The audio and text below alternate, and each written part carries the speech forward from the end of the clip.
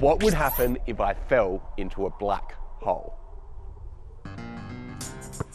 To understand this, we probably need to know what a black hole is first. My turn? Yeah? Yeah, mate. Yep, you're good to go. Cool. We've known about gravity for a long time. If I throw this basketball up in the air, the Earth's gravitational pull is going to send it back down to the ground. But say I had a much stronger arm, and I could throw this ball more than 11 kilometers per second. Then it'd be traveling fast enough to escape Earth's gravity and never return. It's something called escape velocity, and the more massive an object gets, the faster its escape velocity is. For instance, the sun's escape velocity is about 600 kilometers per second.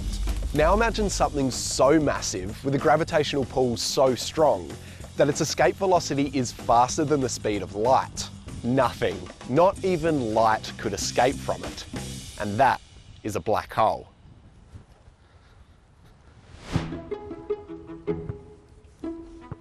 This idea was around in the 1700s, but it wasn't until Einstein's theory of general relativity that these massive objects really came to light.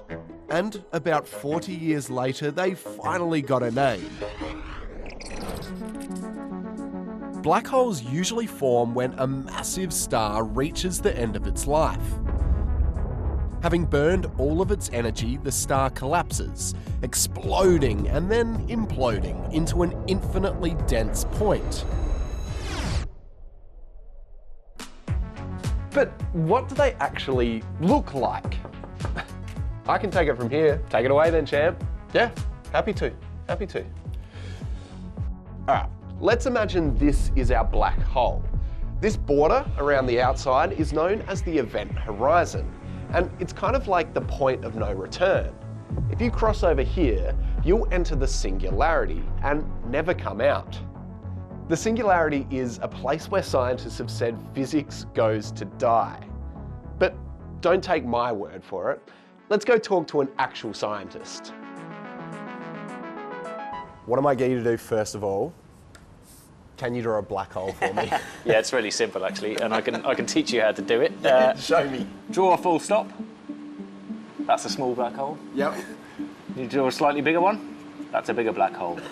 Professor Martin White is an astrophysicist at the University of Adelaide. This is meant to show that the black hole actually sits in something, right? We have a universe. Black holes sit in the universe. We actually think that in the centre of most galaxies there is a supermassive black hole. The singularity.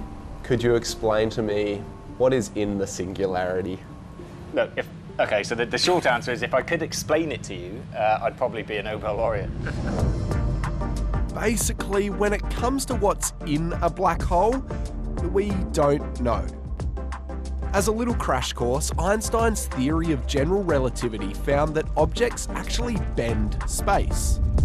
Imagine space as an intergalactic bedsheet, and if you plop our sun in the middle, it's going to bend that sheet, or space, a little bit, while smaller, less massive objects will orbit around it.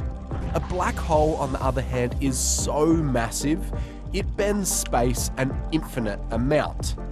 And for scientists, infinity isn't exactly satisfying. Now, we don't generally see infinities in nature, so what most physicists think is that's the point at which our equations break down. And so most of us think that what's actually going on in the middle of a black hole is you're seeing quantum gravity, but we just don't know what that theory is yet, so we can't answer the question. And that is the single biggest unsolved mystery in theoretical physics. While we don't know exactly what's going on inside a black hole, we do have a pretty good idea on how to find them. Again, at root, it's a very heavy thing, right? So it's exerting a gravitational field, and we can analyse things that are affected by that gravitational field. Scientists can look for stars in our universe that appear to be orbiting nothing. In fact, this clip shows stars orbiting around the supermassive black hole Sagittarius A star that sits in the middle of our own galaxy. But we're also able to look for the super hot glowing material that orbits around black holes too, something known as the accretion disk.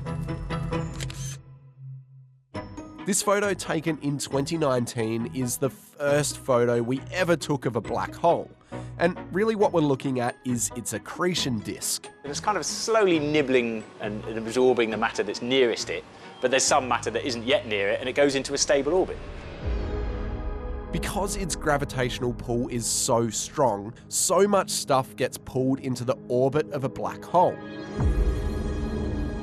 Due to friction, this material can heat up to tens of millions of degrees and emit light in the form of X-rays that we can detect. Accretion disks can be huge. In fact, scientists from Australia have just discovered a supermassive black hole with an accretion disk more than 7 light years wide. That's roughly 63 trillion kilometres. So this black hole is really hungry. It's eating about a sun's worth of material every single day. So it pulls a lot of material from the universe around into its accretion disk. Its accretion disk is actually the brightest thing we've ever discovered in our universe, emitting about 500 trillion times more light than our very own sun. This object is so far away, the light has been traveling for 12 billion years. That's 3 times longer than the time for which the Earth and the Sun have even existed. 200 times longer than the time since the dinosaurs went extinct. So it's a really far away object, and the fact that you can see this with a backyard telescope means it's got to be just enormously bright.